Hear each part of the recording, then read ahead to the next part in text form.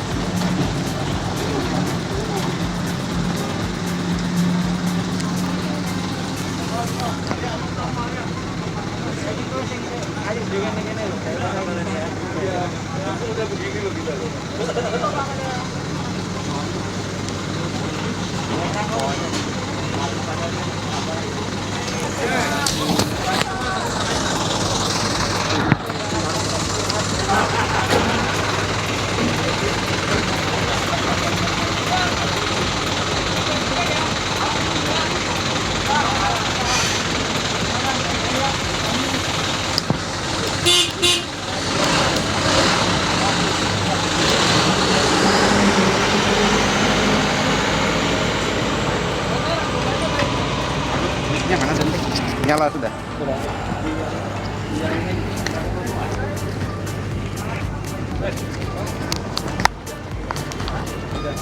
Pak, mungkin ada yang dari Buma bisa maparkan ya Pak, ini pit apa gitu? Boleh, boleh.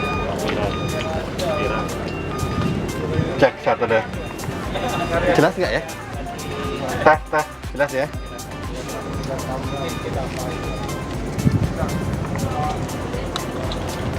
Baik, rekan-rekan mahasiswa ya. Jadi kita sekarang posisi sudah di viewpointnya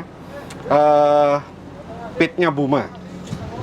Jadi ini adalah yang melakukan kegiatan penambangan adalah kontraktornya dari Buma. Nah mungkin mahasiswa semua bisa melihat ya.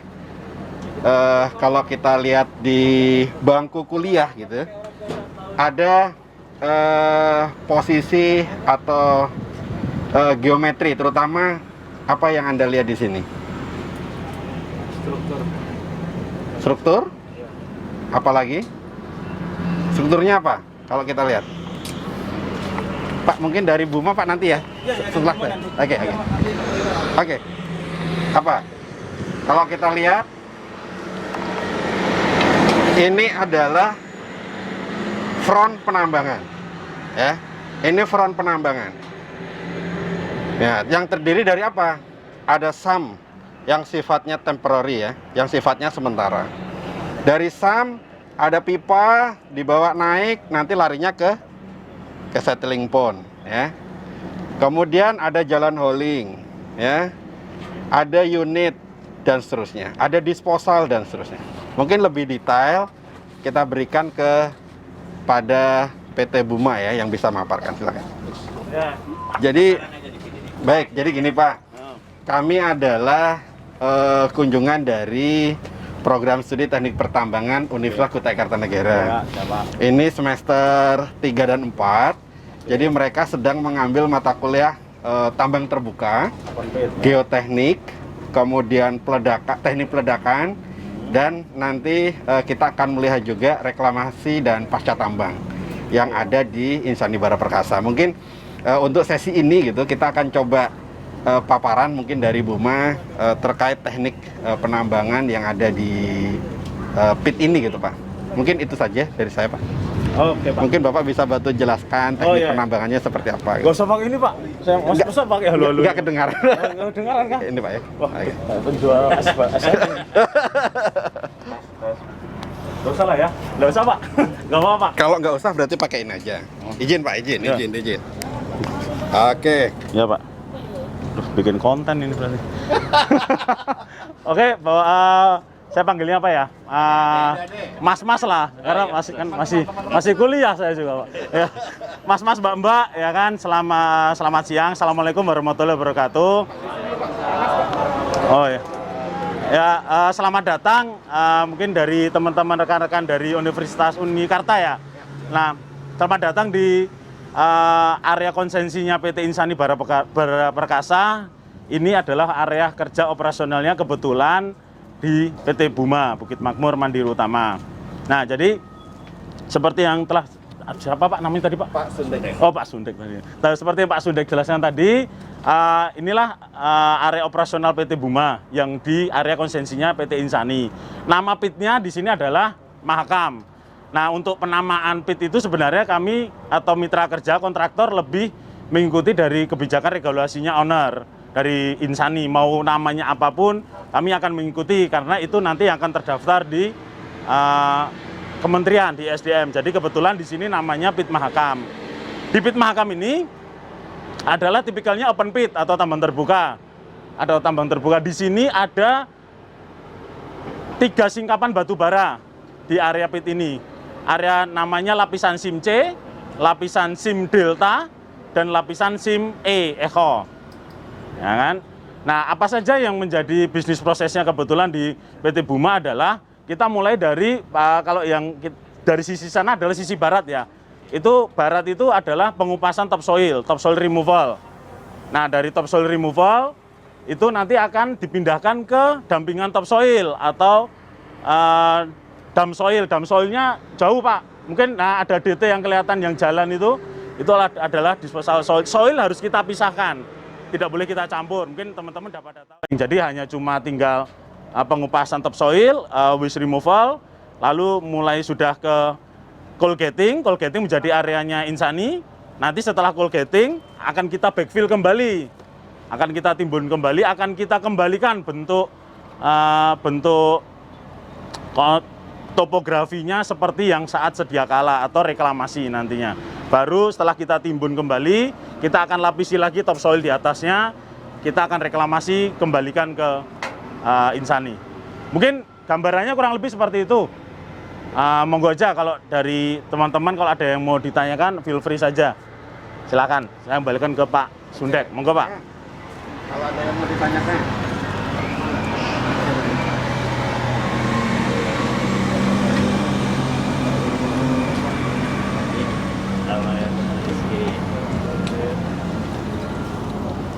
Ada yang ditanyakan?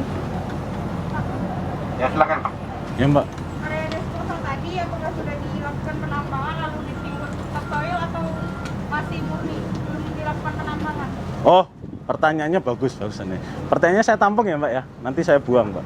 Nah, jadi jadi gini Mbak. Jadi gini, di area disposal itu adalah bekas penambangan. Jadi kebetulan di Insani ini sudah bagus sih sekuensinya long term-nya itu. Jadi dia akan kita nambahnya blok by blok. Jadi misalkan blok ini satu blok gitu kan, luasan berapa ratus kali berapa ratus meter kita selesaikan. Nantinya itu yang untuk blok selanjutnya itu akan backfill ke area di situ Mbak. Jadi sangat meminimalisir sekali kita akan backfill di atas topsoil.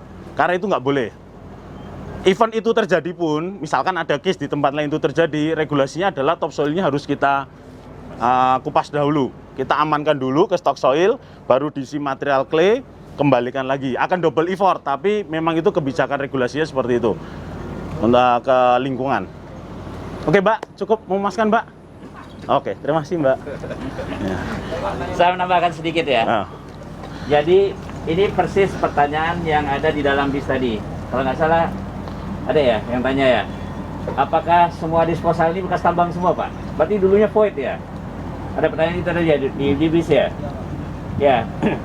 Jadi selain yang disampaikan oleh Pak Wira tadi, ada beberapa kriteria kita bisa menentukan itu sebagai disposal. Ya. Tentunya ketika exploration dilakukan, dia area itu tidak ada prospeksinya sama sekali, kemudian dia berbentuk cekungan yang bisa menampung sekian banyak material, itu bisa, boleh. Itu bisa jadi disposal segala macamnya. Jadi tidak melulu disposal itu adalah bekas tambang. Ya. Tidak melulu. Kadang misalnya contoh kita harus output dump, buang material waste keluar gitu ya. Bukan ke dalam pit. Nah, itu tentunya kita akan mencari area yang betul-betul kriterianya pas untuk dijadikan disposal. Ya, cekungan, kemudian secara prospeksi dia tidak prospek, dia berada di dalam konsesinya perusahaan, itu boleh. Jadi selain yang disampaikan oleh Pak Wira tadi, tambahan dari saya itu. Oke? Cukup jelas ya? Kopi ya. Ya. Ada lagi? Kalau nggak ada saya yang nanya nih. Oh iya, Pak. Silakan. Bapak nggak boleh, Pak, tanya, Pak. Iya. Ini Pak, dari area tambang terbukanya. Ah. Yang terkait Primatama itu Pak, kan itu kan ada failure Pak. Oh, oke, asik. Ya. Ini ada pemantauan ya. Iya, iya, iya. Apa memang sudah akan terjadi atau bagaimana? Oke. Ya, ya. Jadi benar, itu salah satu potensi insiden adalah terjadinya failure. Nah, bisa macam-macam kan, ada yang block failure, ada yang circular, ada debris pro. Nah, di situ kebetulan itu terjadi di bulan lalu. Itu terjadi failure. Nah, yang Masnya tanyakan kan bagaimana tools monitoringnya ya untuk pemantauannya. Jadi kalau di Buma itu di kami ya, beda juga kalau di perusahaan atau di tempat yang lain. Itu macam-macam. Sebenarnya ada yang modelnya radar. Kalau yang sensor, jadi dia akan detect, akan screening, dia akan ngerekam setiap detik, setiap jam, setiap waktu. Segala pergerakan kita setting. Berapa senti itu bisa kita atur. Dan itu nanti langsung auto connect atau sending ke email, ke HP, kemanapun yang kita inginkan. Tergantung dari settingan kita mau displacement 5 cm misalkan, atau pergerakan 10 cm atau 1 meter baru bisa kita bilang kalau itu warning, itu bisa kita setting. Itu pakai radar, di tempat lain ada. Nah, kebetulan kalau yang di sini kita pakai toolsnya adalah extensometer, bukan radar. Ya, dia agak lebih, bedanya adalah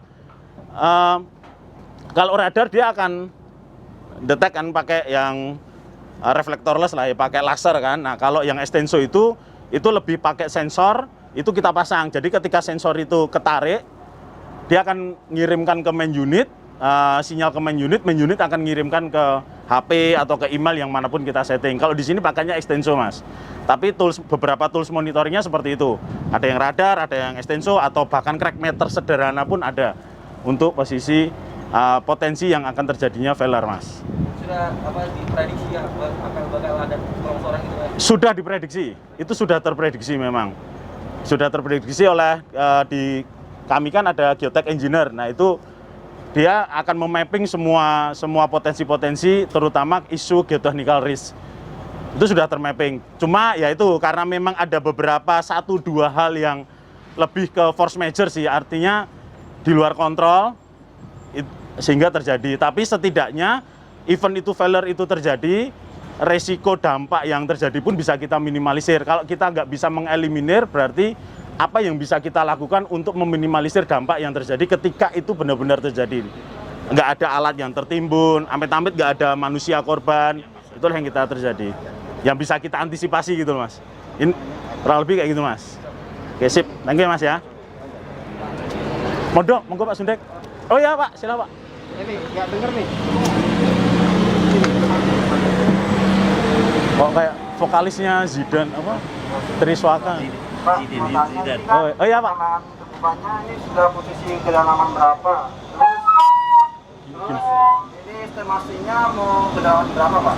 Oh, kedalamannya. Ya, ini posisinya sudah berapa dan estimasi kedepannya mau berapa lagi?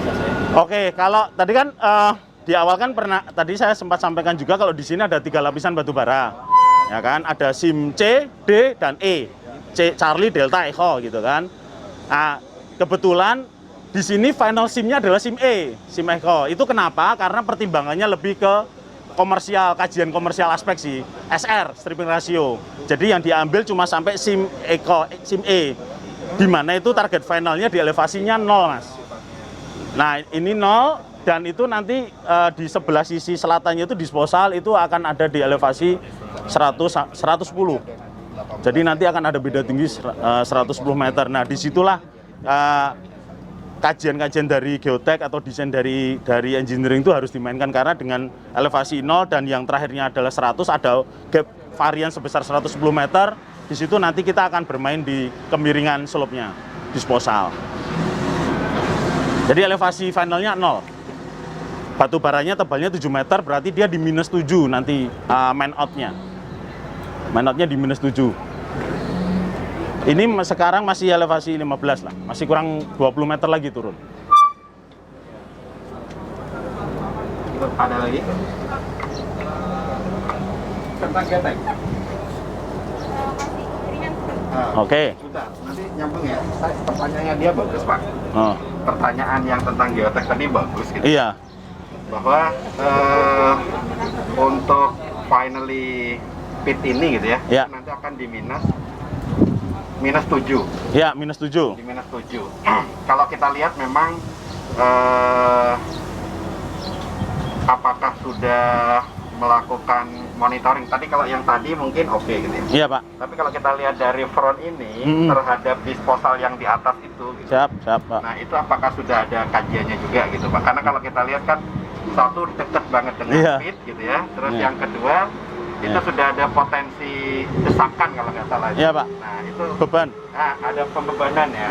Nah, itu apakah sudah sudah dikaji? Itu pertanyaan pertama. Terus Oke. yang kedua, yang berikutnya, ini mahasiswa harus tahu ya, di tambang terbuka itu ada kaitannya dengan mata kuliah yang namanya pemindahan tanah mekanis.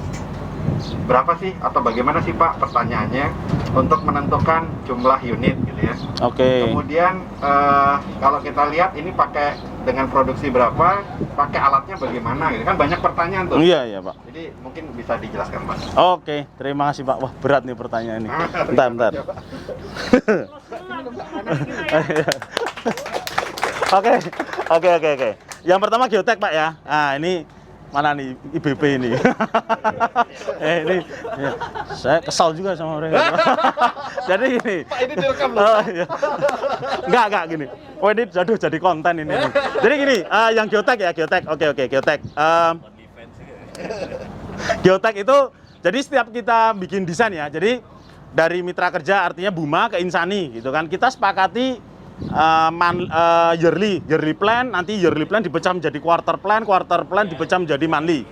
Nah, kita ngomong skopnya skop monthly ya. Ketika kita melakukan plan bulanan itu tidak hanya sekedar yang di front saja, yang ada di batubara. Tapi disposalnya juga kita plankan, juga kita desain gitu kan. Nah, dari dua area itu, front dan disposal, itu semuanya ada kajian geoteknya masing-masing. Nah, kajian geoteknya itu mewakili kalau yang di front pasti juga akan beda dengan yang di disposal, terutama mengenai kajiannya dan karakteristik material yang ada di area situ. Jadi kalau yang Pak Sundek tadi tanyakan yang di disposal itu sudah kita kaji, Pak. Itu kita kaji. Memang kalau kita lihat dari sini memang itu dekat gitu kan. Dan memang agak limit sih memang. Itu sudah kita kaji. Ada geotek engineer-nya kan ini. Gimana, Pak? Yang menurut dari Buma aman berapa sih, Pak, dari kajian ini? Oke. Kita pakai namanya FK, Pak. Faktor kestability-nya kan. Nah, faktor kestabilan kita ngikutin dari ketentuan dari ESDM. Kita akan memakai itu di angka FK-nya 1.3. Di bawah 1.3 kita akan reassessment atau rekaji ulang. Jadi kita kan awalnya dari desain nih, ya kan, Pak? Desain top elevasinya seperti apa, slope bench kemiringannya seperti apa, bebannya berapa, tergantung dari karakteristik materialnya seperti apa. Kita akan hitung nantinya. Akan keluar hasil finalnya adalah FK. FK-nya kita ngikutin dari SDM 1.3. Bila dari 1.3 itu akan kita rekaji ulang. Akan kita assess bersama lagi dengan Insani. Di atas 1.3 baru kita eksekusi, Pak. Itu untuk disposal. Untuk disposalnya. Jadi dari beda tingginya, kemiringan dampingnya, nanti berapa reshaping, final overall slope-nya dia berapa, itu semuanya akan sudah kita hitung menjadi satu komponen, keluarlah nilai FK itu, Pak. Mantap, Pak. Jawabannya mantap, Pak. Mungkin itu ya, Pak Sundek ya. Itu yang pertama. Lalu yang kedua tadi ngitung apa ya? Ngitung ini ya, kapasitas unit ya. Oke. Kapasitas unit, nah ini yang sangat menarik ya. Jadi kalau teman-teman pernah dengar nama istilahnya kapasitas unit. Kapasitas unit itu apa sih? Kapasitas unit itu adalah kemampuan berproduksi tiap alat. Semua alat-alat di tambang ini maupun dia unit support kayak dozer, bahkan kayak HD, truknya, atau grader yang untuk nyapu jalan, semuanya punya kapasitas.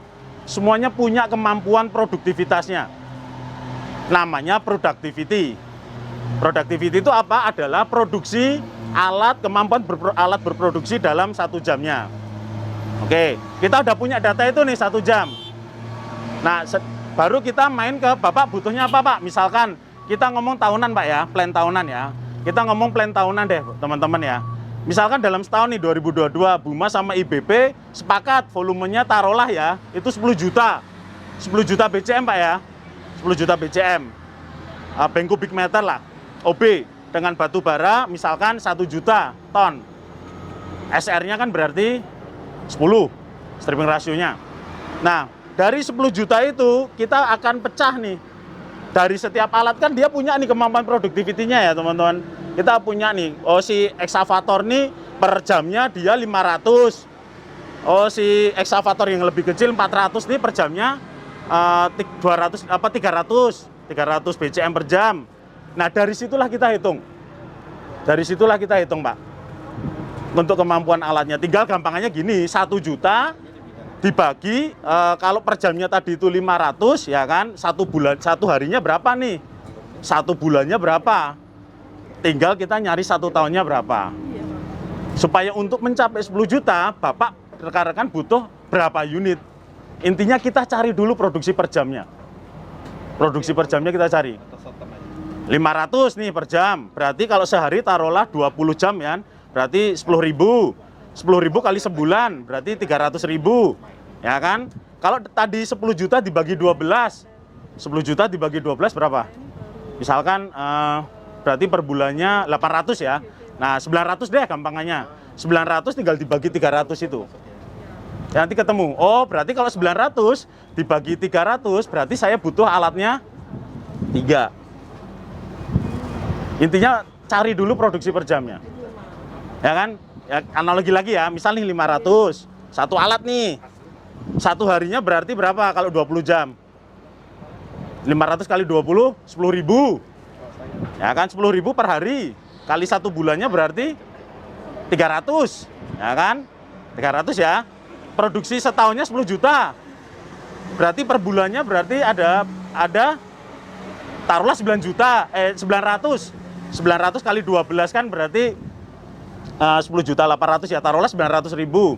Oh, berarti target per bulan saya ini 900.000 nih. Saya punya nih 1 alat tadi berapa? 300.000. Berarti teman-teman ditanya butuh berapa alatnya.